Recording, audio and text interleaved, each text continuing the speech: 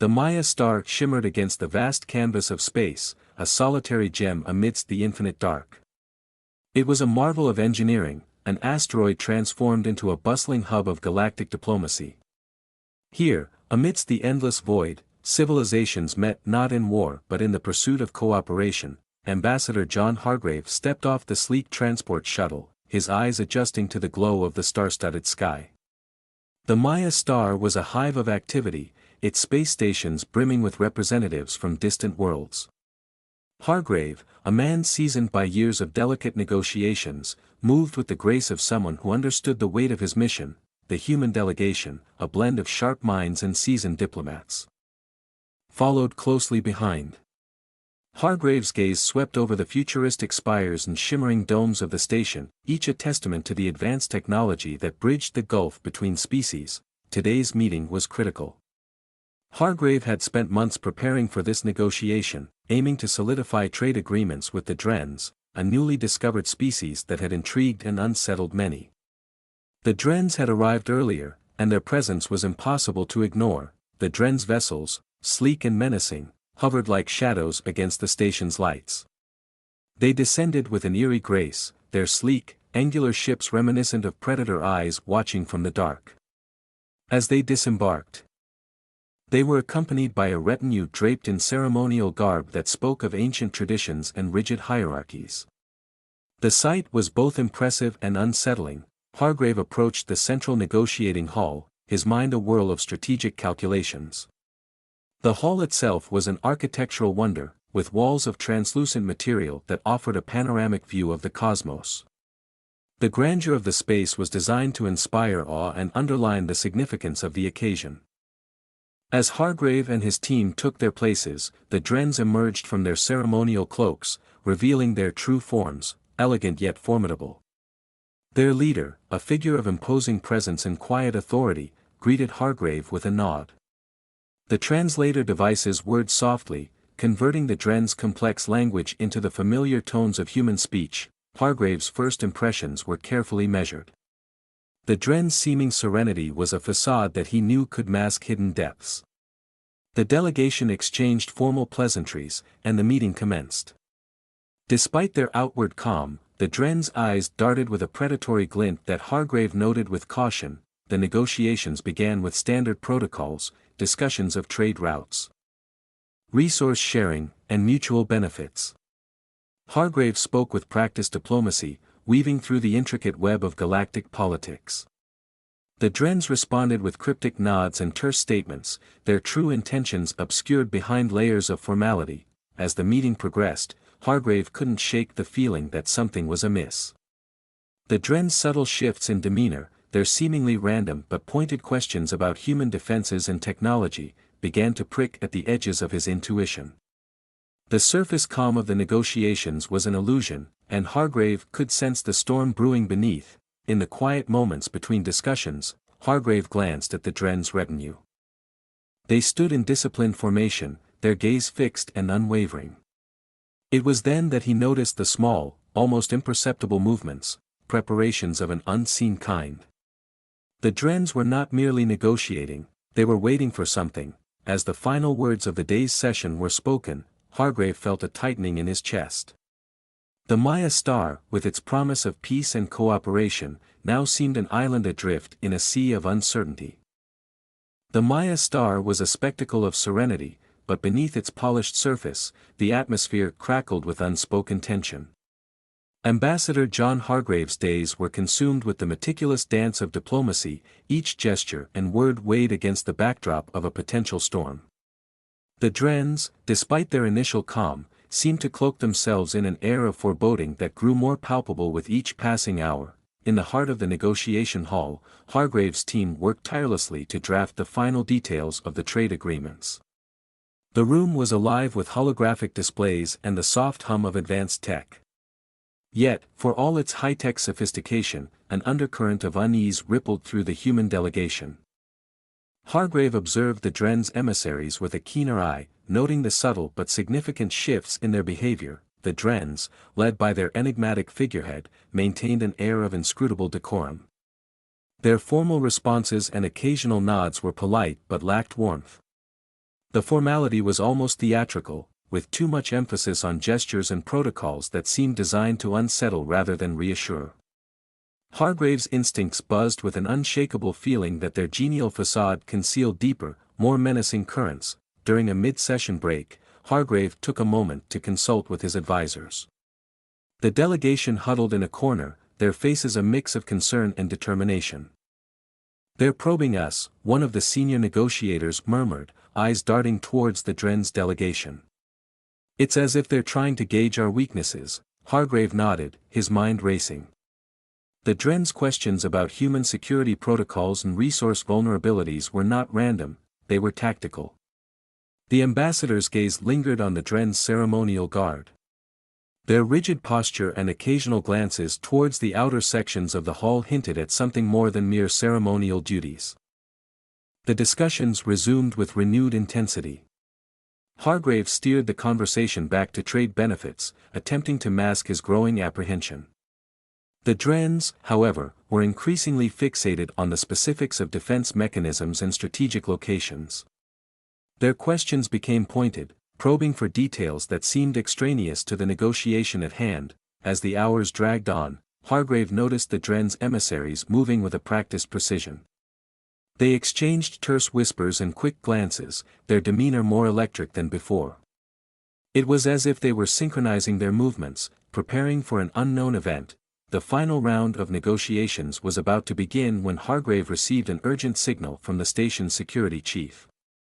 The message was terse and alarming: suspicious activity detected. Prepare for potential escalation. The room seemed to tilt on its axis. Hargrave's heart raced as he glanced at the Drens, who, despite their serene faces, now seemed like predators coiled for the strike. The polite exchange of pleasantries masked an underlying menace that could no longer be ignored. The Drens' leader, with a slight but meaningful pause, addressed Hargrave. "We appreciate your patience and cooperation. We look forward to the continuation of our discussions." The words hung in the air, heavy with unspoken implications. As the human delegation prepared to return to their quarters, Hargrave's mind was clouded with foreboding. The storm, it seemed, was not far off. The Maya star's tranquility was abruptly shattered. The smooth hum of its systems, the gentle glow of its lights, all were eclipsed by the shrill alarm that pierced the calm. Hargrave, still absorbing the Drens' unsettling words, felt his pulse quicken. The station's status indicators flared red, and the once benign hum of activity was replaced by the frantic rush of emergency protocols. In a flash, the sleek Drens ships revealed their true nature. No longer mere observers, they transformed into formidable war machines, their exterior panels shifting to reveal weapons systems. The ship's dark silhouettes hovered ominously against the backdrop of space, their intent clear. The ceremonial facade had evaporated, replaced by a menacing display of firepower. Hargrave's team scrambled to their stations, their faces etched with shock and determination. The negotiation hall, once a symbol of diplomacy, was now a nerve center of chaos. Hargrave's communicator crackled to life with urgent messages from the station's security chief. "Hostile ships have breached the perimeter. Initiating defensive measures. We need your guidance." The message barely registered before the first blast rocked the station. The Maya star shuddered, and the holographic displays flickered. Hargrave steadied himself, his mind racing through tactical responses. The humans had been prepared for political maneuvering, not outright assault. The Drens' sudden aggression was a strategic gamble that threatened to unravel everything. As the battle intensified, Hargrave's eyes locked onto the Drens' leader, who, even in the chaos, remained a figure of calm resolve. What had seemed like a serene diplomat now moved with precise coordination, commanding the Drens with an almost eerie composure. Hargrave's instincts screamed that something was deeply wrong. Then, the unexpected happened. The so-called Drens ceremonial guards, who had been a part of the negotiation, sprang into action.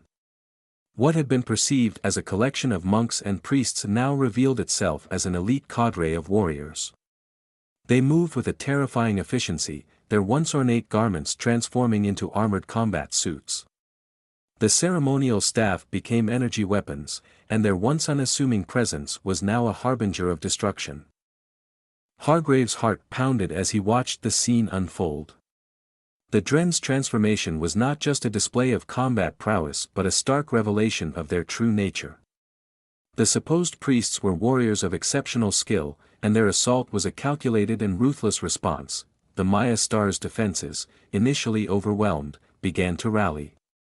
The human security forces, though caught off guard, fought back with growing determination.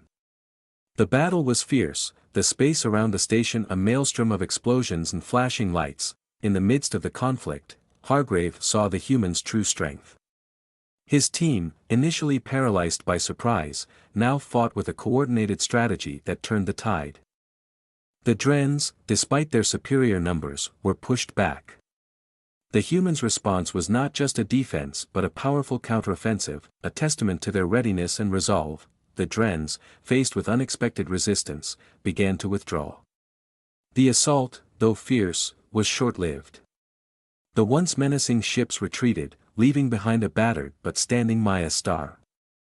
Hargrave watched as the Drens' leader, still calm, gave a final, inscrutable glance before disappearing into the void. As the echoes of the battle faded, Hargrave surveyed the damage. The Maya Star, though scarred, was still intact. The immediate danger had passed, but the realization was clear: the facade of peace had been a deceptive mask. And the true nature of the Drens was far more complex and dangerous than anticipated. The remnants of battle floated silently in the vacuum of space, a haunting reminder of the violence that had erupted on the Maya Star. The once gleaming surfaces of the station were now marred with scorch marks and debris. Hargrave moved through the wreckage, the weight of the recent conflict settling heavily on his shoulders. The emergency lights flickered as Hargrave entered the command center. His team was engaged in damage control, their faces marked by exhaustion and grim determination. The air was thick with the smell of ozone and the faint echo of the alarms that had now subsided. Hargrave's mind was a whirl of tactical assessments and philosophical reflections. In the midst of the chaos, Commander R, the leader of the human warriors who had revealed their true nature during the battle, approached Hargrave. Her expression was one of calm, but her eyes held a depth of experience that spoke volumes. The transformation from diplomat to warrior had been abrupt, yet her demeanor now was serene, almost detached. "Ambassador Hargrave," she said softly, her voice steady despite the surrounding turmoil. "We managed to repel the Drens, but the cost was not insignificant. The station is secure, but we need to discuss the aftermath." Hargrave nodded, his gaze shifting to the viewport where the last of the Drens' ships disappeared into the void. "Yes, Commander. Let's talk." The two moved to a quieter corner of the command center, away from the bustling activity of the recovery teams. Hargrave could see the scars of battle etched into the walls and floors, a stark contrast to the sterile environment that had greeted them only hours before. "Why did you reveal yourselves as warriors?" Hargrave asked. His voice tinged with curiosity and concern. "We had come to see you as peaceful, as diplomats." The shift was dramatic. Commander R's eyes softened as she considered her response. "We are a peaceful species, Ambassador. But peace is not the absence of conflict, it is the presence of strength and the choice to act with restraint. We have the capacity for great harm, but we choose to use it only when absolutely necessary. Our true nature is not one of passivity but of controlled power." Hargrave listened intently, the weight of her words sinking in. "So you were prepared for this all along?" "Indeed," Commander R confirmed. "The Drens' aggression was anticipated. We came here with a dual purpose: to establish trade and to demonstrate that our commitment to peace is backed by the ability to defend ourselves and others. The facade of our ceremonial roles was part of our strategy, to ensure that when we fought, it was to protect and not to provoke." A silence followed, filled only by the soft hum of the station's recovery efforts. Hargrave's mind grappled with the implications of Commander R's explanation. The battle had been a harsh reminder that peace was a fragile construct. Dependent not just on diplomacy but on the readiness to confront threats. As the dust settled and repairs began, the Drens' retreat marked a temporary end to hostilities. Yet, the true nature of the conflict was clear. Peace was a complex equilibrium between strength and restraint, and the humans had proved themselves both capable and committed to this balance. Hargrave addressed his team, a renewed sense of purpose in his voice. We've learned a crucial lesson today. Our new allies have shown us that true peace comes not from weakness but from the strength to defend and the wisdom to choose when to act. As the Maya star began its slow return to normalcy, Hargrave looked out at the stars with a newfound understanding. The galaxy was vast and unpredictable, but amidst its chaos, the lesson of the Maya star was clear: peace was not the absence of conflict, but the mastery of it.